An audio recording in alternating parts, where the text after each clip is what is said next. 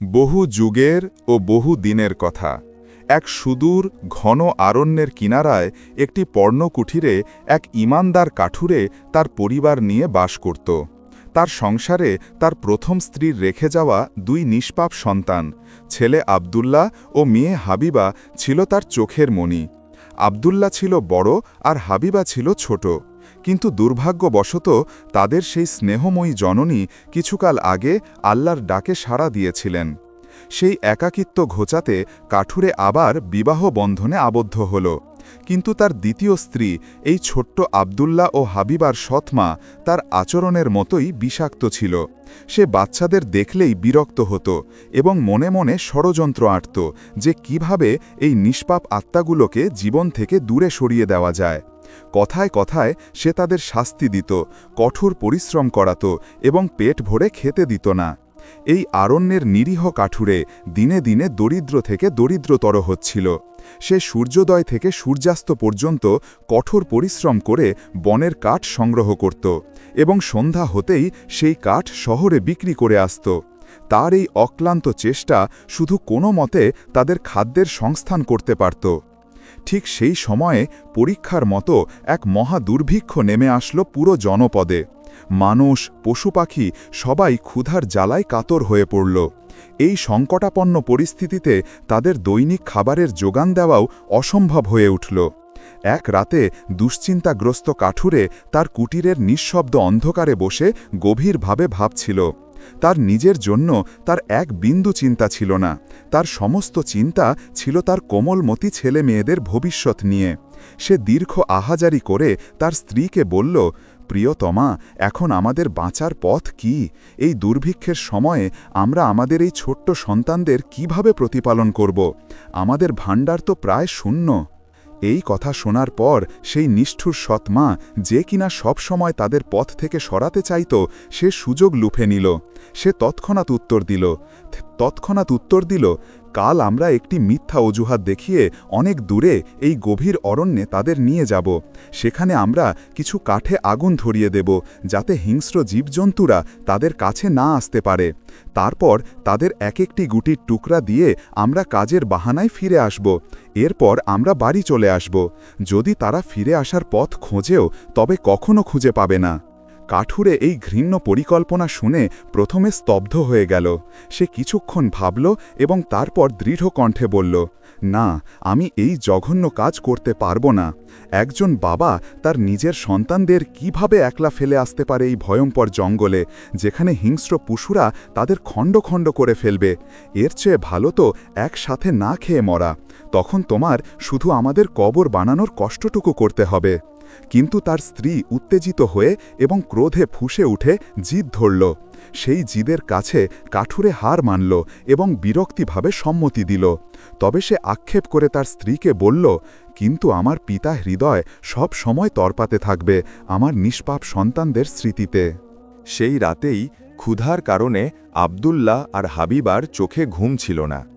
তারা আড়াল থেকে তাদের বাবা মায়ের সমস্ত কথোপকথন শুনে ফেলল। এরপর ছোট্ট হাবিবা ভীষণভাবে কাঁদতে শুরু করল। সে তার বড় ভাই আবদুল্লাহকে বলল, ভাই, আমরা মনে হয় আমাদের বাবা মায়ের কাছে বোঝা হয়ে গেছি, আর তারা আমাদের থেকে মুক্তি চাইছে। আবদুল্লাহ তার বোনকে আশ্বস্ত করল এবং বলল, হাবিবা, বোন আমার, তুমি ভয় পেও না। আমি এর জন্য আল্লাহর ইচ্ছায় নিশ্চয়ই কোনো সমাধান খুঁজে বের করব। যখন বাবা মা ঘুমিয়ে পড়ল, তখন আবদুল্লাহ বিছানা থেকে উঠল। সে নিজের গায়ে একটি চাদর জড়িয়ে নিল এবং ধীরে ধীরে দরজা খুলে বাইরে চলে গেল। চাঁদের আলোয় বাড়ির সামনে পড়ে থাকা নুড়ি পাথরগুলো রূপার টুকরোর মতো ঝলমল করছিল। আবদুল্লাহ অনেকগুলো নুড়ি পাথর সংগ্রহ করে তার পকেটগুলো ভরে নিল এবং তারপর ঘরে ফিরে আসলো। ঘরে এসে সে তার বোন হাবিবার কাছে এসে বলল, প্রিয় বোন, তুমি শান্তিতে ঘুমিয়ে যাও, আল্লাহ অবশ্যই ভালো কিছু করবেন। এই বলে সে নিজেও শুয়ে পড়ল এবং শান্তিতে ঘুমিয়ে গেল। পরের দিন সকালের সূর্য ওঠার আগেই কাঠুরের সেই নিষ্ঠুর স্ত্রী এই দুই শিশুর কাছে আসলো এবং তাদের জাগিয়ে বলল, ওঠো বাচ্চারা, তৈরি হয়ে নাও, আজ আমরা আরণ্যে যাব কাঠ কাটতে। সে আবদুল্লাহ এবং হাবিবাকে এক টুকরো করে রুটি দিল এবং সতর্ক করে বলল, এটা তোমাদের দুপুরের আহারের জন্য। এখনই খেয়ে ফেলো না, নয়তো দুপুরে তোমাদের কাছে খাওয়ার জন্য কিছু অবশিষ্ট থাকবে না। আব্দুল্লাহ ও হাবিবা নীরবে রুটির সেই টুকরোগুলো গ্রহণ করল এবং তারপর তারা জঙ্গলের দিকে যাত্রা করল। কিছু দূর এগিয়ে যাওয়ার পর আব্দুল্লাহ হঠাৎ থেমে গেল এবং ঘুরে তাদের ঘরের দিকে তাকাতে লাগল। এই কাজটি সে বারবার করতে থাকল। কাঠুরে তার পুত্রকে এমনটি করতে দেখে প্রশ্ন করল, আব্দুল্লাহ, বাবা কি করছো? তুমি বারবার পিছনে ফিরে তাকাচ্ছ কেন? সাবধানে হাঁটো বাবা। আব্দুল্লাহ উত্তর দিল, আমি আমাদের পোষা বিড়াল ছানাটিকে দেখছি, যেটা আমাদের বাড়ির চালে বসে আমার দিকে তাকিয়ে আছে। এটা শুনে সেই সৎমা তাচ্ছিল্যের সুরে সঙ্গে সঙ্গে বলল, আরে তুমি তো একেবারে বোকা, ওটা তোমার বিড়ালছানা নয়, ওটা তো সূর্যের আলো যা বাড়ির চালার উপরে এসে পড়ছে। কিন্তু আব্দুল্লাহ আসলে বিড়াল ছানাটিকে দেখছিল না। সে তো তার পকেট থেকে নুড়ি পাথরগুলো বের করে রাস্তায় ফেলছিল এবং ফিরে আসার পথ মনে রাখার চেষ্টা করছিল। যখন তারা আরণ্যের একদম মাঝখানে গিয়ে পৌঁছাল, তখন কাঠুরে বলল, হে আমার প্রিয় সন্তানেরা, এখন তোমরা কাঠ জোগাড় করো, আমি এখানে আগুন জ্বালিয়ে দেব। এরপর আব্দুল্লাহ আর হাবিবা অনেক কাঠ একত্র করে একটি বিশাল স্তূপ তৈরি করল। তারপর কাঠুরে সেই কাঠগুলোতে আগুন ধরিয়ে দিল। যখন আগুন তীব্রভাবে জ্বলতে লাগল, তখন কাঠুরের স্ত্রী বলল, বাচ্চারা, এখন তোমরা এই আগুনটার কাছেই বসো, আমরা এখন কাঠ কাটতে আরও গভীরে যাচ্ছি। কাজ শেষ হলেই আমরা ফিরে আসব এবং তোমাদের সাথে করে ঘরে নিয়ে যাব। আব্দুল্লাহ আর হাবিবা সেই জ্বলন্ত আগুনের পাশে বসল।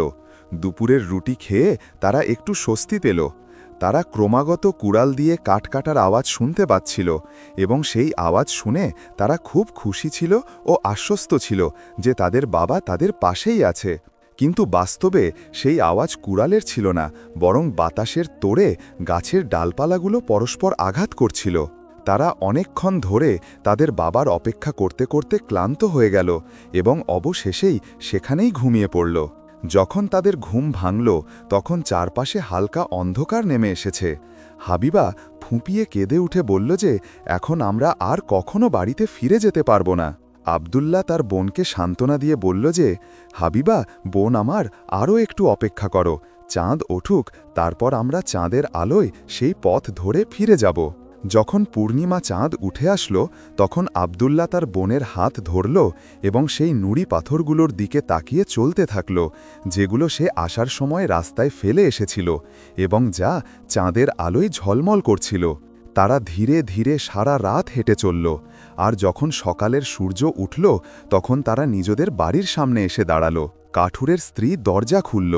যখন তাদের সেই নিষ্ঠুর সৎমা তাদের দেখল, তখন সে হতভম্ব হয়ে গেল। তারপর সে ক্রোধের ভান করে বলল, তোমরা দুজন কি দায়িত্বজ্ঞানহীন ছেলেমেয়ে, তোমরা এতক্ষণ ধরে জঙ্গলেই ঘুমোচ্ছিলে। আমরা তো ভেবেছিলাম যে তোমরা আর কোনোদিন ফিরবে না। কিন্তু কাঠুরে যখন তার প্রিয় সন্তানদের জীবিত দেখল, তখন তার মুখে আনন্দের বন্যা বইতে লাগল। সে তার নিষ্পাপ সন্তানদের জঙ্গলে ফেলে আসার জন্য খুবই হতাশ ও দুঃখিত ছিল। সময় এভাবেই কেটে গেল এবং কিছুকাল পর আরও একবার দুর্ভিক্ষ দেখা দিল। বাচ্চারা আরেকবার তাদের সৎমায়ের কথা শুনে ফেলল, যে বলছিল যে আমাদের খাদ্য সব ফুরিয়ে গেছে, এখন আমাদের কাছে শুধুমাত্র অর্ধেক রুটি রয়েছে। এইবার আমরা শিশুদের অনেক দূরে এবং আরও ঘন জঙ্গলে ছেড়ে আসব, যাতে তারা কোনোভাবেই ফিরে আসতে না পারে। এটা শুনে কাথুরে খুব মন খারাপ করল, কিন্তু তার অন্য কোনো উপায় ছিল না। যখন গভীর রাতে সবাই ঘুমিয়ে পড়ল, তখন আব্দুল্লাহ আবার উঠল যে কোথাও থেকে সাদা নুড়ি পাথর খুঁজে আনবে। এই সাদা নুড়ি পাথরগুলোই ছিল যা আগেরবার তাদের ঘরে ফিরিয়ে এনেছিল। কিন্তু সে দেখতে পেল যে দরজায় তালা লাগানো আছে এবং বাইরে যাওয়ার কোনো পথ নেই। এটা দেখে সে পেরেশান হয়ে গেল। তবুও সে তার ছোট্ট বোনকে আশ্বস্ত করল এবং বলল, হাবিবা বোন আমার, কেঁদো না, আল্লাহ অবশ্যই আমাদের সাহায্য করবেন এবং তিনি আবার আমাদের রক্ষা করবেন। পরের দিন সকাল হতেই কাঠুরের স্ত্রী দুজন শিশুকে জাগিয়ে দিল এবং আবার তাদের দুটি রুটির টুকরো দিল। কিন্তু এই রুটির টুকরোগুলো আগেরবারের মতো বড় ছিল না, এগুলো খুবই ছোট ছিল। এরপর যখন তারা জঙ্গলের দিকে রওনা হলো, তখন আব্দুল্লাহ পকেটে হাত ঢুকিয়ে রুটিটিকে গুঁড়ো করে নিল এবং অল্প অল্প দূরত্বে থেমে থেমে সে সেই গুঁড়োগুলো রাস্তায় ফেলতে লাগল। আব্দুল্লাহ, তুমি বারবার কেন থেমে যাচ্ছ? তার বাবা প্রশ্ন করল। আমি একটি কবুতরকে দেখছি, যা আমাদের ছাদের ওপর বসে আমার দিকে তাকিয়ে আছে, আব্দুল্লাহ উত্তর দিল। তার সৎমা বলল, ওটা তোমার কবুতর নয়, ওগুলো তো সূর্যরশ্মি, যা চিমনির ওপর ঝলমল করছে। কিন্তু আব্দুল্লাহ তো রুটির ছোট ছোট গুঁড়োগুলো রাস্তায় ফেলতে ফেলতে চলতে লাগল। এইবার তারা জঙ্গলে এত দূরে এবং এমন জায়গায় এসেছিল যেখানে কাঠুরেও কখনো আসেনি। তারা আরও একবার কাঠ জোগাড় করে আগুন জ্বালালো এবং তাদের সৎমা বলল, বাচ্চারা, এখন তোমরা এই আগুনটার কাছে বসো। যদি তোমরা ক্লান্ত হয়ে যাও তো এখানেই ঘুমিয়ে পড়ো। আমরা কাঠ কাটতে জঙ্গলে যাচ্ছি। আমরা সন্ধ্যায় ফিরে আসব এবং তোমাদেরও সাথে করে নিয়ে যাব। দুপুর হতেই আব্দুল্লাহ তার রুটির 2টি টুকরো করল। একটি নিজে খেল এবং অন্যটি তার বোনকে দিল। আব্দুল্লাহ তার রুটির টুকরোগুলো তো আগেই ভেঙে রাস্তায় ফেলে দিয়ে এসেছিল, যাতে বাড়ির পথ খুঁজে বের করতে পারে। এরপর 2 ভাই বোন ঘুমিয়ে পড়ল। রাত হয়ে গেল, কিন্তু তাদের নিয়ে যাবার জন্য কেউ ফিরে আসলো না। যখন রাতের অন্ধকার পুরোপুরি ছড়িয়ে পড়ল, তখন আব্দুল্লাহ তার বোনকে সান্ত্বনা দিয়ে বলল, হাবিবা বোন আমার, চাঁদ উঠুক, অপেক্ষা করো। যখন চাঁদ উঠবে তখন আমি সেই রুটির টুকরোগুলো দেখতে পাব। যখন চাঁদ উঠল তখন তারা রুটির কোনো টুকরো দেখতে পেল না। আসলে সেই রুটির টুকরোগুলো পাখিরা তুলে নিয়ে গিয়েছিল। কিন্তু আব্দুল্লাহ তার বোনকে তবুও বলল, হাবিবা বোন আমার, চিন্তা করো না, আমরা রাস্তা খুঁজে নেব। এরপর তারা পুরো রাত এবং পরের পুরো দিন জঙ্গলে উদ্দেশ্যহীনভাবে ঘুরতে লাগল। কিন্তু তারা কোথাও থেকে জঙ্গল থেকে বেরোনোর রাস্তা পেল না। ক্ষুধা পিপাসায় তাদের খুব করুণ অবস্থা হয়েছিল। তারা কয়েকটি বুনো কুল ছাড়া কিছুই খায়নি। সেই বুনো কুলগুলোও তারা একটি কুল গাছের নিচ থেকে পেয়েছিল। ক্লান্ত হয়ে তারা একটি ঝোপের মধ্যে বসে পড়ল এবং বসতেই ঘুমিয়ে গেল। পরের দিন তাদের অবস্থা খুব খারাপ ছিল। তারা ভাবতে লাগল যে আজও যদি তারা খাবার জন্য কিছু না পায় তবে তারা ক্ষুধায় মারা যাবে। দুপুরের দিকে তাদের একটি পাখি দেখা গেল, যেটা গাছের ডালে বসে খুব মিষ্টি সুরে গান গাইছিল। তার রং ছিল একেবারে সাদা। সে খুব মিষ্টি স্বরে গান গাইছিল, এত মিষ্টি সুর যে আব্দুল্লাহ ও হাবিবা থেমে তার আওয়াজ শুনতে লাগল। তারপর সেই পাখিটির ডানা ঝাপটে উড়তে লাগল এবং 2 ভাই বোন তার পিছু পিছু চলতে লাগল। এমন মনে হচ্ছিল যেন সে তাদের নিজের পিছনে পিছনে চলতে বলছে। তারপর তারা চলতে চলতে একটি ছোট্ট বাড়ির কাছে পৌঁছালো। যখন তারা কাছে পৌঁছালো তখন তারা দেখে অবাক হয়ে গেল যে সেই বাড়িটি রুটি দিয়ে তৈরি করা হয়েছিল, কারণ তার ছাদও রুটি দিয়ে বানানো ছিল। আব্দুল্লাহ এটা দেখে আনন্দে লাফিয়ে উঠল এবং বলতে লাগল, এখন আমরা আমাদের বাকি জীবন এখানেই কাটিয়ে দেব এবং এখন আমরা শ্রম ছাড়াই আমাদের পেট ভরাতে পারব। এই বলে আব্দুল্লাহ একটুখানি ছাদ ভেঙে নিল, যাতে দেখতে পারে যে সেটা সত্যিই রুটি নাকি অন্য কিছু। আর হাবিবা জানালার কাছে গিয়ে একটুখানি জানালা ভেঙে নিজের মুখে পুড়ে নিল। এরপর তার একটি থরথর করে কাঁপা আওয়াজ শুনতে পেল। কেউ বলছিল, খায় এই কোন শয়তান আমার ছোট এই ঘর। এর জবাবে শিশুরা বলল, জান্নাত এই তো বাচ্চাদের, গরিবদের, মজুরদের। এই বলে তারা রুটি খাওয়ায় ব্যস্ত হয়ে পড়ল। এরপর দরজা খুলল এবং একটি খুবই বুড়ো এবং দুর্বল মহিলা, যার কোমর ঝুঁকে গিয়েছিল, সে নিজের লাঠি ঠুকতে ঠুকতে ঘর থেকে বাইরে বেরিয়ে আসলো। বাচ্চারা তাকে দেখে এত ভয় পেয়ে গেল যে তাদের হাত থেকে রুটি খসে পড়ল এবং জমিতে পড়ে গেল। এটা দেখে সেই বুড়ি মহিলা বলল, আরে প্রিয় শিশুরা, ভয় পেও না, ভেতরে চলে এসো, আমি তোমাদের অনেক রকমের জিনিস খাওয়ার জন্য দেব। সে খুব আদর করে বাচ্চাদের ভেতরে নিয়ে গেল এবং সে অনেক ধরনের খাবার শিশুদের সামনে এনে রাখল, যা আব্দুল্লাহ এবং হাবিবা 2 ভাই বোন খুব মজা করে খেল। এরপর বুড়ি মহিলা তাদের শোয়ার জন্য 2টি ছোট ও সুন্দর পালঙ্ক দিল, যার ওপর সাদা চাদর বিছানো ছিল। যখন 2 ভাই বোন তাদের বিছানায় শুয়ে পড়ল তখন তারা খুব আরাম অনুভব করল। এমন মনে হচ্ছিল যেন তারা জান্নাতে এসে গেছে। বুড়ি মহিলা যদিও সেই শিশুদের সাথে খুব ভালোবাসার আচরণ করছিল, কিন্তু বাস্তবে সে একজন খতরনাক জাদুকরী ছিল, যে রাস্তা ভুলে যাওয়া মুসাফিরদের এইভাবেই নিজের কাছে ডেকে আনত এবং তাদের খুব যত্ন করত। তারপর তাদের রেঁধে খেয়ে ফেলত। যখন আব্দুল্লাহ এবং হাবিবা দুজনে তাদের বিছানায় ঘুমিয়ে গেল তখন সে জোরে জোরে হাসতে লাগল। তার মুখে জল এসে গিয়েছিল এবং সে চুকচুক করে বলল, এখন এরা আমার হাতের মুঠোয়, এখন এরা কোথাও যেতে পারবে না। পরের দিন সকালের সময় বাচ্চারা ওঠেনি যে বুড়ি উঠে গেল। সে বাচ্চাদের দেখল, তারা তখনও ঘুমোচ্ছিল। ঘুমন্ত অবস্থায় সেই দুই ভাই বোনকে খুব মিষ্টি লাগছিল। তাদের দেখে বুড়ি মহিলা হাসল এবং মনে মনে ভাবতে লাগল, এদের মাংস তো খুবই সুস্বাদু হবে। তারপর সে আব্দুল্লাহকে নিজের কোলে তুলে নিল, যেন সে খুব শক্তিশালী মহিলা, এবং তার ঝুঁকে যাওয়া কোমরও সোজা হয়ে গিয়েছিল। এখন তাকে দুর্বল মনে হচ্ছিল না। সে আব্দুল্লাহকে নিয়ে বাইরে আসলো এবং বাড়ির কাছেই একটি ঘরে নিয়ে গেল। সেই ঘরটি আসলে একটি খাঁচা ছিল। সে আব্দুল্লাহকে ভেতরে ঢুকিয়ে বাইরে থেকে খুঁটি লাগিয়ে দিল। সে যতই চিৎকার করুক, কিন্তু তার আওয়াজ সেখানে শোনার কেউ ছিল না। এখন বুড়ি মহিলা ঘরে ফিরে আসলো এবং হাবিবা তখনও ঘুমোচ্ছিল। সে এটা জানত না যে তার ভাই তার কাছে নেই। বুড়ি হাবিবাকে জোরে ঝাঁকুনি দিল। হাবিবা ভয় পেয়ে উঠে গেল। সে অবাক হয়ে বুড়ি মহিলার দিকে তাকাতে লাগল, যার চোখে ভালোবাসার বদলে রাগ ছিল।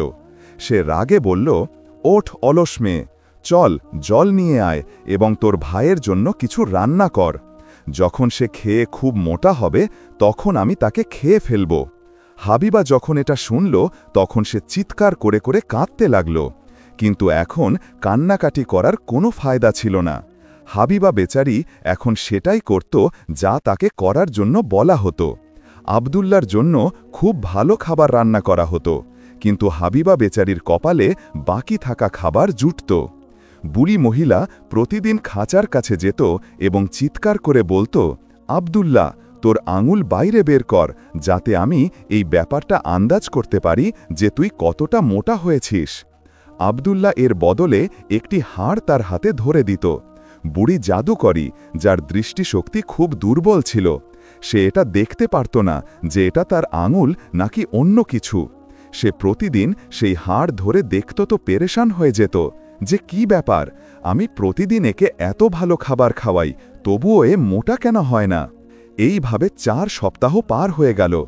এখন বুড়ি মহিলার জন্য ধৈর্য রাখা কঠিন হয়ে গেল। সে বলতে লাগল যে এখন যাই হোক না কেন, আমি এই ছেলেটিকে খেয়ে ফেলব। সে হাবিবাকে ডাক দিল, এ মেয়ে, জল নিয়ে আয়। আব্দুল্লাহ মোটা হোক বা পাতলা, আমি কাল সকালে তাকে রেঁধে খেয়ে ফেলব। বেচারি হাবিবার অবস্থা করুণ ছিল। সে বেচারি ফোঁস করে কেঁদে কেঁদে কাঁদছিল এবং জল আনছিল। সে বেচারি কাঁদতে কাঁদতে বলতে লাগল যে, হে আল্লাহ, আমাদের সাহায্য করো। এর চেয়ে ভালো তো এই ছিল যে আমাদের জঙ্গলেই হিংস্র পশুরা ছিঁড়ে খেয়ে ফেলত, যাতে আমরা 2 ভাই বোন একসাথেই মরে যেতাম। বন্ধ কর এই কান্নাকাটি, জাদুকরী বিরক্ত হয়ে বলল। পরের দিন হাবিবা বাইরে আসলো। সে জলে ভরা একটি পাতিল 2টি বাঁশের মাঝে ঝুলিয়ে দিল এবং তার নিচে আগুন জ্বালিয়ে দিল। বুড়ি মহিলা বলতে লাগল, আগে আমরা তাকে ভাজব। আমি তন্দুর তৈরি করে ফেলেছি এবং আটাও বানিয়ে ফেলেছি। তারপর সে হাবিবাকে তন্দুরের দিকে ধাক্কা দিল, যেখানে আগুনের শিখা জ্বলছিল, এবং বুড়ি মহিলা হাবিবাকে বলল যে, গিয়ে দেখ তন্দুর গরম হয়েছে কিনা, যাতে আমি রুটি সেঁকতে পারি। আসলে সেই বুড়ি মহিলা হাবিবাকে এই জন্য তন্দুরের কাছে পাঠাচ্ছিল, যাতে সে তাকেও ধাক্কা দিয়ে তন্দুরে ফেলে দেয় এবং তাকেও রেঁধে খেয়ে ফেলে। কিন্তু হাবিবা তার চালাকি বুঝতে পেরেছিল। সে অজানার ভান করে বলল, কিন্তু আমি তো এটা দেখতে জানি না যে তন্দুর গরম হয়েছে কিনা, আমি কিভাবে দেখব? এরপর বুড়ি মহিলা বলতে লাগল, আরে কাজ এড়িয়ে চলা মেয়ে, এই তন্দুরের মুখ এত বড় যে আমি আমার মাথাও তার ভেতরে ঢোকাতে পারি। এই বলে সেই বুড়ি জাদুকরী নিজের মাথা তন্দুরের ভেতরে ঢুকিয়েছিল, যে হাবিবা তাকে পেছন থেকে তন্দুরের ভেতরে ধাক্কা মেরে দিল এবং লোহার একটি ঢাকনা দিয়ে তন্দুরের মুখ বন্ধ করে দিল। বুড়ির ভয়ঙ্কর চিৎকারে পুরো জঙ্গল কেঁপে উঠল। সে ভীষণভাবে চিৎকার করছিল। একবার তো হাবিবাও তার চিৎকার শুনে ভয় পেয়ে গেল, কিন্তু সে নিজের কানে আঙুল ঢুকিয়ে নিল এবং দৌড়ে সেই দিকে আসলো যেখানে তার ভাই আব্দুল্লাহ বন্দী ছিল। সে খাঁচার দরজা খুলল এবং চিৎকার করে বলল, আব্দুল্লাহ, আব্দুল্লাহ, আমরা মুক্ত হয়ে গেছি, বুড়ি মহিলা পুড়ে মরে গেছে। খাঁচার দরজা খুলতেই আব্দুল্লাহ এমনভাবে বাইরে আসলো যেন কোনো পাখি পিঞ্জরা থেকে বেরোচ্ছে। দুই ভাই বোন খুশিতে লাফাতে লাগল। এখন তাদের জঙ্গলে কারো ভয় ছিল না। তারা নির্ভয়ে বুড়ি জাদুকরীর ঘরে চলে গেল। সেখানে গিয়ে তারা দেখল তাদের অনেক ধরনের সিন্দুক নজরে আসলো। সেই সিন্দুকগুলোতে হীরা, জহরত এবং সোনার মুদ্রা ভরা ছিল। আব্দুল্লাহ সেই মুদ্রাগুলো দিয়ে নিজের পকেট ভরে নিল এবং হাবিবাও যতটা মুদ্রা নিতে পারত সে নিয়ে নিল। এরপর আব্দুল্লাহ বলল যে এখন আমাদের এই জঙ্গল থেকে বাইরে বেরোনো উচিত। কয়েক ঘন্টা ঘোরার পর তারা একটি দিঘির কাছে পৌঁছালো। এখন আমরা এর ওপার কিভাবে যাব? আব্দুল্লাহ বলল। হাবিবা বলল, দেখো সামনে একটি খুব বড় উট পাখি দাঁড়িয়ে আছে। আমি তাকে বলছি যে সে যেন আমাদের সাহায্য করে। হাবিবা বলল, সে তার কাছে গেল এবং বলতে লাগল, প্রিয় উট পাখি, আমরা দুই ভাই বোন খুব পেরেশান হয়ে দাঁড়িয়ে আছি এবং আমরা আমাদের বাড়িতে ফিরে যেতে চাই। এরপর উট পাখি তাদের কাছে আসলো। আব্দুল্লাহ উট পাখির ওপর চেপে বসল। হাবিবাকে নিজের কাছে বসাতে চাইল, তো হাবিবা বলতে লাগল, না ভাই, আমরা যদি দুজনেই এর ওপর বসি তবে আমাদের ওজন বেশি হয়ে যাবে। আমরা এক এক করে এর পিঠে সওয়ার হব এবং দিঘিটি পার হব। উট পাখি তাদের এক এক করে দিঘিটি পার করিয়ে দিল। এরপর তারা একটু এগিয়ে গেল তো তাদের এমন একটি জায়গা দেখা গেল যা পরিচিত মনে হচ্ছিল। কিছুক্ষণ আরও চলার পর তাদের নিজের বাড়ি দেখা গেল। নিজেদের বাড়ি দেখে তারা খুশিতে লাফিয়ে উঠল এবং তাদের জান ফিরে আসলো আর দুজন দৌড়ে নিজেদের বাড়িতে ঢুকে গেল। তাদের বাবা যখন তার প্রিয় সন্তানদের জীবিত দেখল তখন তার খুশির সীমা রইল না।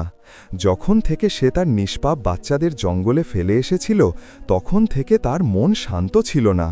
সে সব সময় তার বাচ্চাদের স্মৃতিতে থাকত এবং কাঁদত।